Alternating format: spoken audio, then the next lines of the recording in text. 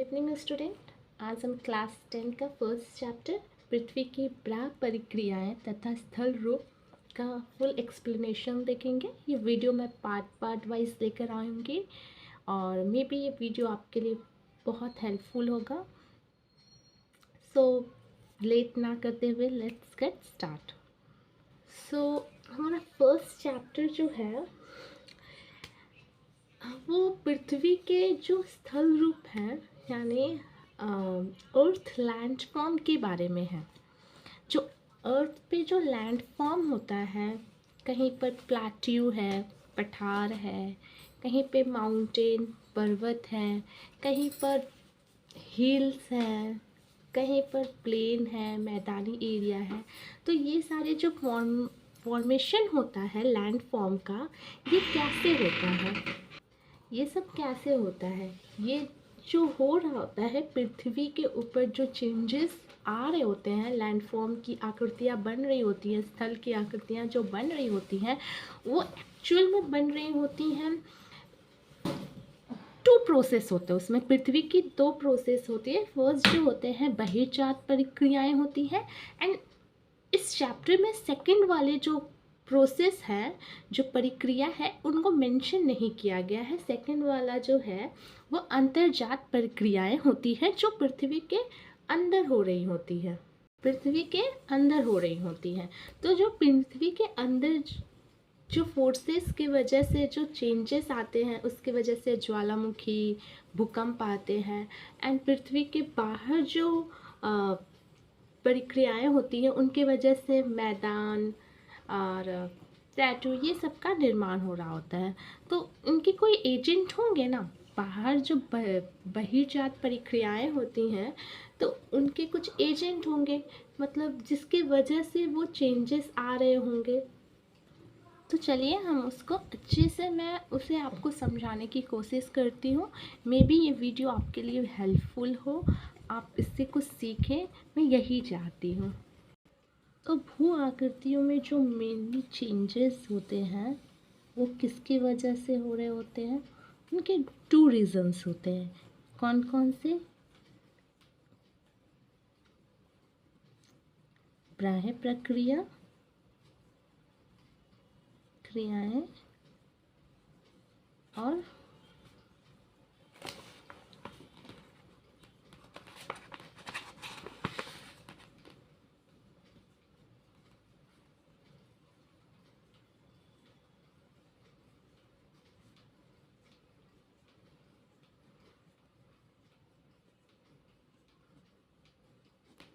ब्राह्य प्रक्रिया को बाहिर्जात बोलते हैं। आई सो कंफ्यूज, इस वजह से मैं यहाँ बाह्य प्रक्रिया ही लिख लिए, जबकि बाहरी जात प्रक्रियाएं बोलते हैं।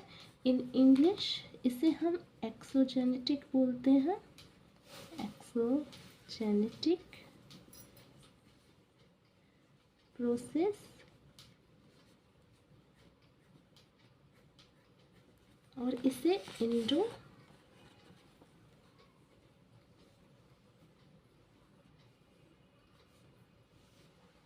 Genetic process. सो मेनली यही दोनों रीज़न के वजह से जो है वो हमारे भू आकृतियाँ, जो हमारे अर्थ के जो लैंडफॉर्म होते हैं, ये दोनों रीज़न के वजह से ही हो रहे होते हैं। ठीक है, तो आपका मैं WB बोर्ड के 10 क्लास के सिलेबस के हिसाब से चलो तो ये उसमें सिर्फ बहिर्जात प्रक्रियाओं का ही सिर्फ मेंशन किया गया, उन्हीं के बारे में बहुत ही ब्रीफली बताया गया है। सो मैं इसी को ही लेकर चलूँगी। इसी टॉपिक को मैं बहुत अच्छे से एक्सप्लेन करना चाहूँगी और मैं उम्मीद करूँगी कि मैं जिस तरीके से ये समझे हैं उतनी उससे भी अच्छे तरीके से मैं आपको क्या कर सकूँ, समझा सकूँ। तो मेरा बोलने का मतलब ये था कि जो एक्सोजेनेटिक प्रोसेस है उसके कारण जो अर्थ के सरफेस पे जो प्रभाव पड़ता है, इसके कारण जो बाहरी एजेंट जो होते हैं लाइक रिवर, ग्लेशियर और विंड, ये तीनों जो होते हैं ना बाहर, ये एक्सोजेनेटिक प्रोसेस के ये एजेंट होते हैं। मतलब ये बाहर वही जात प्रक्रियाएं जो होती हैं ये तीनों के कारण ही हो रही होती हैं, ठीक है। एंड अंतर्जात प्रक्रियाएं देखें तो उसके लिए हमारे जो इसके लिए जो हमारे ज़िम्मेदार होते हैं वो होते हैं हमारे वॉल्केनोज एंड अर्थक्वेक। ये जो हो रहते हैं, भले हाँ वॉल्केनो का जो हमारा ये होता है वो बाहर अर्थ के सरफेस पे दिख रहा होता है, लेकिन जो प्रोसेस हो रहा होता है जिसके कारण हो रहा होता है वो तो हमारे पृथ्वी के अंदर अंदर ही हो रहे होते हैं ना। देन इसे हम इंडोजेनेटिक प्रोसेस में लिखे रखेंगे, यानी अंतर्जात प्रक्रियाओं में क्या करेंगे, रखेंगे। एंड जो बाहर हो रहे होंगे उन्हें हम एक्सोजेनेटिक प्रोसेस में लिखेंगे, ठीक है। आपको ये चीज़ दोनों समझ आए कि जो भू आकृतियाँ होती हैं उनमें जो चेंजेस आते हैं, जो लैंडफॉर्म बन रहे होते हैं, उनके दो रीज़न हो रहे होते हैं। फर्स्ट बहिर्जात प्रतिक्रियाएं और यानी एक्सोजेनेटिक प्रोसेस, एंड दूसरा जो है अंतर्जात प्रक्रिया यानी इंडोजेनेटिक प्रोसेस, ठीक है। अब हम बहिर्जात प्रक्रियाओं के बारे में डीपली अच्छे से पढ़ेंगे। चलिए, तो आपको तो समझ आ गया होगा कि बहिर्जात प्रक्रियाएं होती क्या है। बहिर्जात प्रक्रियाएं वो होती हैं जो पृथ्वी के सतह या धरातल पर उत्पन्न होने वाले बल को बहिर्जात प्रतिक्रियाएं कहते हैं। यहाँ पे बहिर्जात का एक्सप्लेनेशन दिया है, आप रीड कर सकते हैं। एंड इस बल द्वारा जो उनमें चेंजेस आते हैं, मतलब जो वो चेंजेस लाते हैं, उन्हें हम बहिर्जात प्रक्रियाएं बोलते हैं। बल जिस बल द्वारा होते हैं वो प्रोसेस हो रहा है, तो कौन से प्रोसेस, बहिर्जात प्रोसेस हो रहे होते हैं, ठीक है।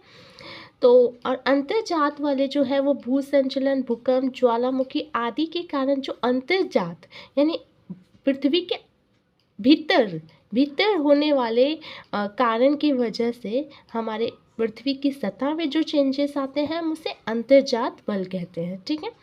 इतना तक समझ आ गया होगा आपको। इसके बाद हमारा यहाँ पे टॉपिक है नदी के कार्य। नदी जो है एक्चुअल में क्या कार्य कर रहा होता है। जो नदी कार्य करता है वो अपरदन, परिवहन, निक्षेपण तथा उत्पन्न स्थल रूप, ये सारे काम जो है वो पृथ्वी का ये नदी का कार्य है। और अभी हमने पढ़ा था कि जो हमारे बाहरजात प्रक्रियाएं हैं उनकी 3 एजेंट है। कौन कौन से 3 एजेंट है? नदी,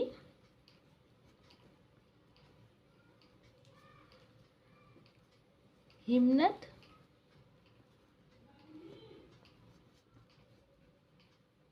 रिवर,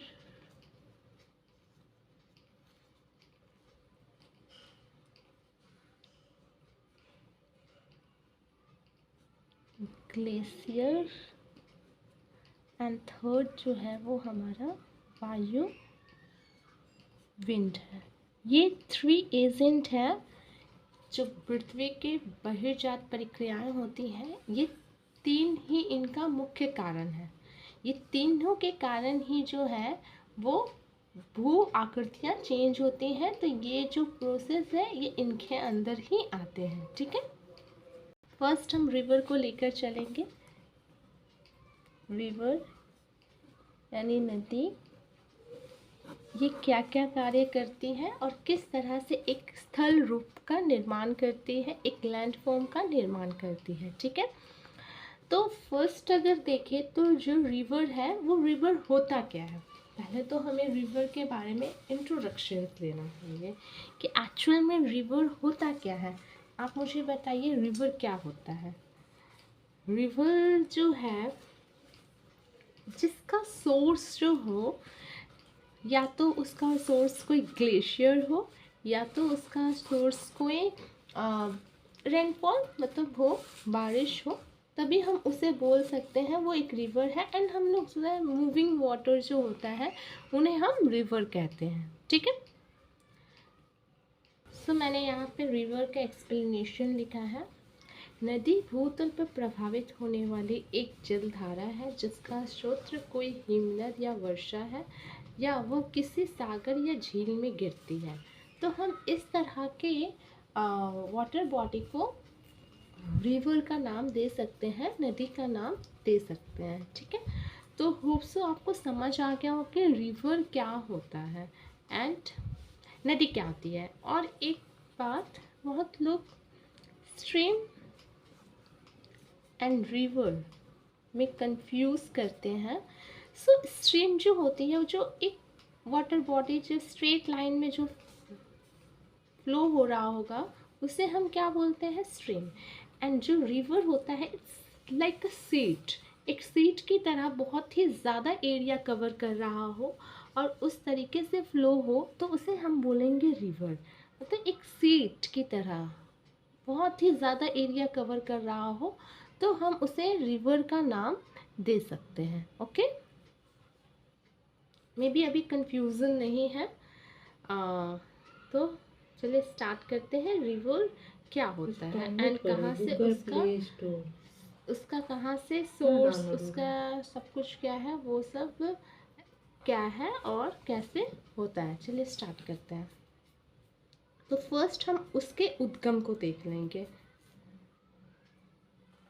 रीड कर लेते हैं। जहाँ से नदी निकलती अर्थात जहाँ से नदी का जन्म होता है, उसे उद्गम स्थान कहते हैं। नदियों की उत्पत्ति किसी हिमनद, जलस्रोत, अधिक वर्षा के क्षेत्र या किसी विस्तृत झील से होती है। गंगा नदी की उत्पत्ति गंगोत्री, हिमनद, गोमुख तथा यमुना की यमुनोत्री से हुई है। ठीक है, सो कैसे होता है, उसका सोर्स क्या होता है। तो जैसे हमने देखा कि जो उसका सोर्स होता है, या तो वो किसी हिमनद यानी ग्लेशियर के पिघलने से रिवर का फॉर्मेशन होता है, रिवर की उत्पत्ति होती है, या तो कहीं पे बहुत ही वर्षा होती है, बहुत ही वर्षा होती है, तो वहाँ उस एरिया में रिवर की उत्पत्ति होती है। तो लेट्स ड्रॉ, फिर मैं ड्रॉ करके आपको समझाती हूँ। तो मैं ड्राइंग मेरा उतना अच्छा नहीं है, फिर भी मैंने ट्राई किया है जस्ट फॉर अंडरस्टैंडिंग। ये एक माउंटेन है, पर्वत है, एंड इसका ऊपर पार्ट जो है, या ऊपर नहीं, पूरा ये स्नो से ढका है। ठीक है, तो इसे स्नो के पिघलने से रिवर का क्या होता है, उत्पत्ति होता है। तो जहाँ से रिवर का उत्पत्ति हो रहा है, जहाँ से रिवर निकलती है, उसे हम उद्गम स्थान बोलते हैं। क्या बोलते हैं, उद्गम स्थान बोलते हैं। जहाँ से रिवर की उत्पत्ति हो रही होती है, जहाँ से रिवर का जन्म हो रहा होता है, इसका जन्म या तो किसी अधिक वर्षा वाले क्षेत्र में होगा, या तो कहीं हिमनद के यानी ग्लेशियर के पिघलने से होता है। सो ग्लेशियर के पिघलने से मैंने जस्ट एक यहाँ पे माउंटेन बनाया है, एंड सपोज ये क्या है, ये पूरा कवर है स्नो से, एंड इसी टेम्परेचर की वजह से इसमें कभी कभी ये जो ग्लेशियर है वो पिघलते हैं, एंड इस तरह से एक रिवर का फॉर्मेशन होता है। ठीक है, एंड जहाँ से रिवर का फॉर्मेशन स्टार्ट होता है, उसे हम उद्गम स्थान बोलते हैं। In English we called source. ठीक है, इंग्लिश में हम इसे सोर्स कहते हैं, एंड इन हिंदी उद्गम स्थान। ओके, सो आपको क्लियर हो रहा हो। और यहाँ पे अगर आपको एक्सप्लेनेशन चाहिए उद्गम स्थान सोर्स का, तो मैंने आपको बता दिया किसे हम बोलते हैं। ओके, यहाँ पे आपको एक अच्छा एग्जाम्पल भी दिया है, दो अच्छे एग्जाम्पल दिए हैं, गंगा नदी का एंड यमुना नदी का। गंगा नदी जो है वो गंगोत्री से निकलती है, एंड यमुना नदी जो है ये यमुनोत्री हिमनद से उनकी उत्पत्ति हुई है। ठीक है, थर्ड हमारा टॉपिक है मुहाना। मुहाना क्या है, सो माउथ, पहले माउथ देख लो। इसे इंग्लिश में माउथ एंड मुहाना बोलते हैं। नदी अपना जीवन यात्रा समाप्त जहाँ करती है और जहाँ अपना जल गिराती, उसे हम मुहाना कहते हैं। गंगा नदी का फिर एग्जाम्पल दिया है यहाँ पे। गंगा नदी का जो मुहाना है वो बंगाल की खाड़ी है। तो इसे हम as a graph, as a draw समझेंगे। हमने एक्सप्लेनेशन तो देख लिया कि जहाँ नदी जो है वो अपना जीवन समाप्त कर रही होती है, हम उन्हें क्या कहते हैं, उस जैसे ये नदी एक जर्नी है, तो यहाँ से इसका जन्म हुआ एंड ये जहाँ पर अपना जर्नी जो है वो समाप्त कर रही होती है, मे बी यहाँ पे कर रही होंगी, ये किसी खाड़ी में सी से मिल जाती होंगी, तो ये जहाँ पे अपनी ख़त्म करती है, हम उस जगह को क्या कर रही है,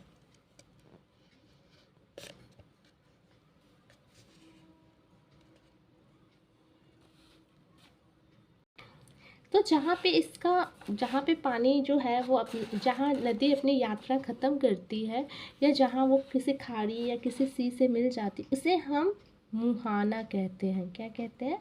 मुहाना, इन इंग्लिश माउथ। ओके, आपको समझ आ रहा होगा। जहाँ से किसी हिमनद के पिघलने के कारण जो उसकी उत्पत्ति होती है, उसका जन्म होता, उस स्थान को हम उद्गम स्थान यानी सोर्स कहते हैं।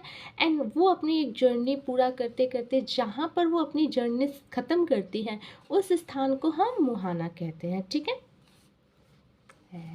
अब मेरा थर्ड टॉपिक जो है वो है, जैसे इसने यहाँ जो नदी है वो यहाँ से अपनी जर्नी स्टार्ट की और यहाँ तक गई। ठीक है, ये पूरे जर्नी को हम इसे कोर्स कहते हैं। क्या कहते हैं? कोर्स, इन इंग्लिश प्रवाह मार्ग। क्या कहते हैं? प्रवाह मार्ग। मतलब स्टार्टिंग से लेके एंडिंग तक, उद्गम से लेके मुहाना तक के पूरे जर्नी को, यात्रा को हम प्रवाह मार्ग कहते हैं, कोर्स कहते हैं। ठीक है, साथ साथ में बुक का जो डिफिनेशन है वो भी दिखाऊंगी एंड आपको अच्छे से अंडरस्टैंडिंग के लिए इसे भी समझा दूंगी।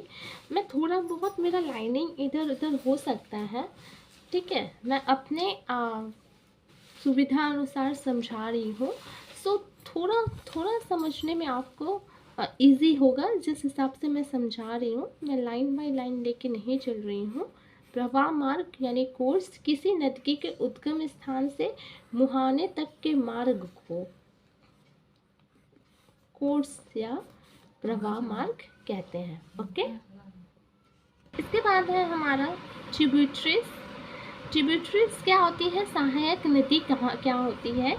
जब बड़ी या मुख्य नदी मिलने वाली छोटी छोटी नदियाँ मिलती हैं उनमें, तो हम उन्हें सहायक नदी कहते हैं। जैसे भागीरथी गंगा की शाखा नदी है। एक और एग्जाम्पल दिया है, शाखा नदी नहीं, आई एम सो सॉरी, मैं लाइन मिस्टेक किया।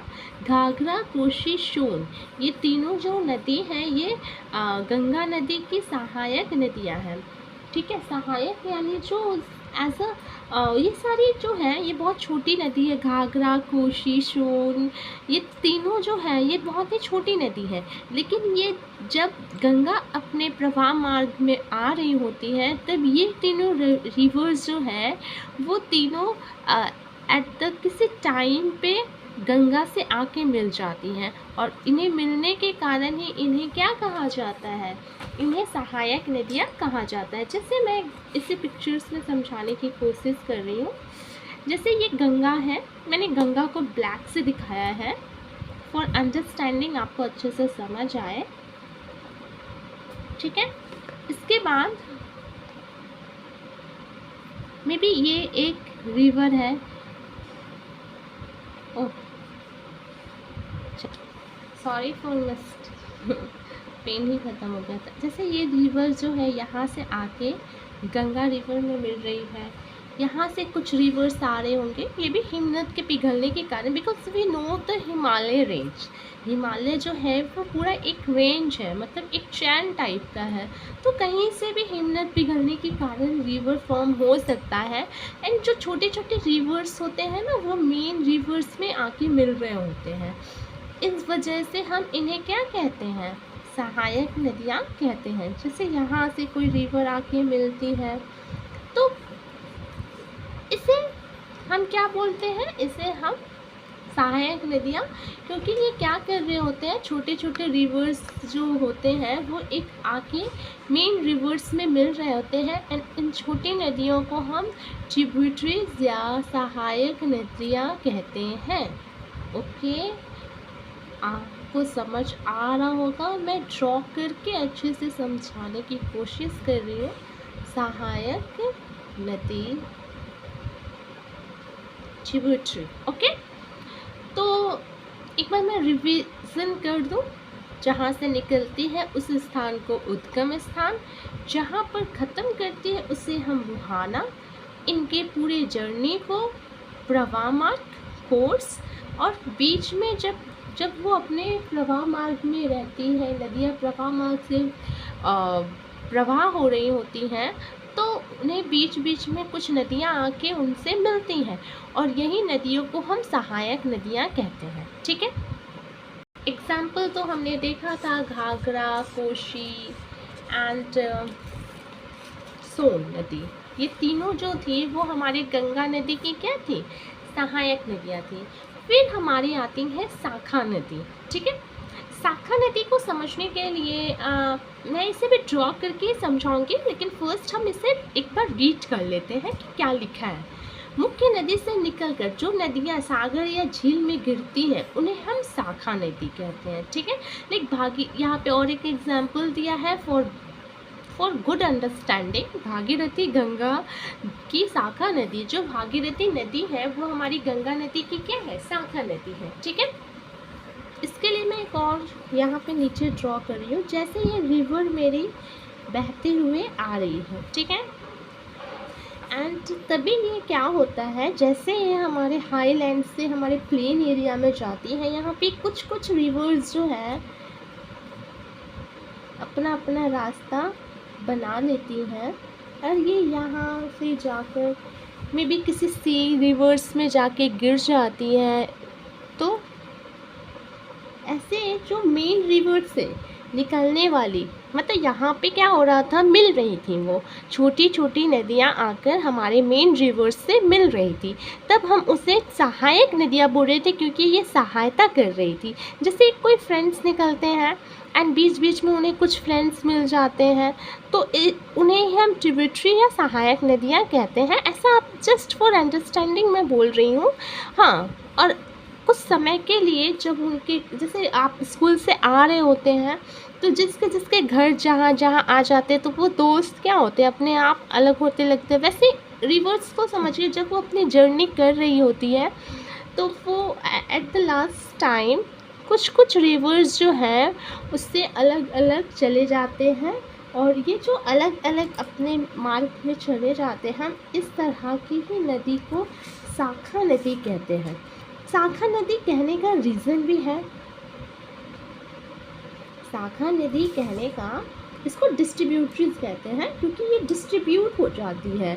मतलब आप देख ही रहे होंगे, जो रिवर का पानी है वो क्या हो रहा है, डिस्ट्रीब्यूट हो जा रहा है। जब रिवर्स जो हैं अलग अलग जगह निकल जाती हैं, जैसे जैसे उन्हें रास्ता मिलता है, जहाँ पे ढलान होता है वो वहाँ की तरफ चली जाती हैं, उनका कुछ वाटर कहीं कहीं चला जाता है, तो इस तरह से वो डिस्ट्रीब्यूट हो जाते हैं, यानी बढ़ जाते हैं। और इस तरह से आपने देखिए, एक पेड़ है और पेड़ की चारों तरफ शाखाएं निकल रही हैं, इस वजह से इसे शाखा नदी का नाम, शाखा नदी, इस तरीके के जो लैंडफॉर्म या आकृतियाँ बनती हैं, हम उसे शाखा नदी का नाम देते हैं। ठीक है, होप सो आपको समझ आया होगा कि मैं मतलब यहाँ पे शाखा नदी क्यों कहा गया है। ठीक है, फिर है हमारा संगम। संगम जो है वो क्या होता है, उस संगम उस स्थान को कहते हैं जहाँ दो या दो से अधिक नदियाँ आपस में मिलती हैं। जैसे आप समझिए, यहाँ पे एक रिवर आ रही है, यहाँ से आ रही है, यहाँ, मतलब दो से अधिक रिवर्स जब एक ही जगह पे आके मिले, तो उस स्थान को हम संगम कहते हैं। ठीक है, यहाँ पे आपको एग्जाम्पल भी दिया है, गंगा यमुना नदियों के संगम को इलाहाबाद यानी प्रयाग इसी का नाम है। तो इन दोनों के जो संगम होता है, वहाँ इन्हें संगम, मतलब ये दोनों नदियाँ आके क्या करती, उस जगह पे मिलती है, इस वजह से इन्हें संगम का नाम दिया जाता है। ठीक है, आपको संगम भी अच्छे से समझ आया होगा। फिर आता है हमारा प्रवाह क्षेत्र बेसिन।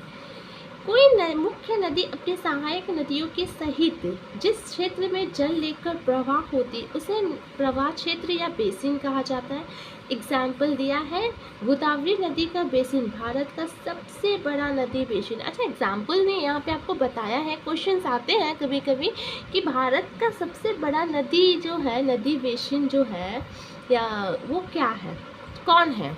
तो गोदावरी नदी। आप लोग इसे याद कर लीजिएगा, इसे आप हाईलाइट करके रख दीजिएगा, आपको हेल्पफुल होगा।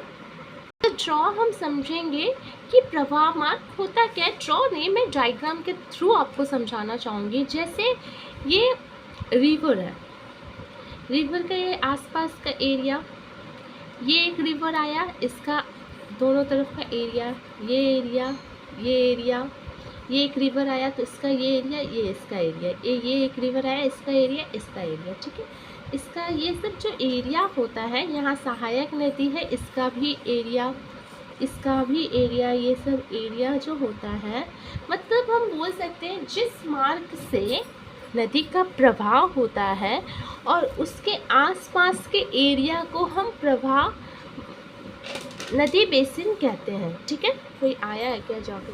तो इसके आसपास के एरिया को हम बेसिन कहते हैं, ठीक है।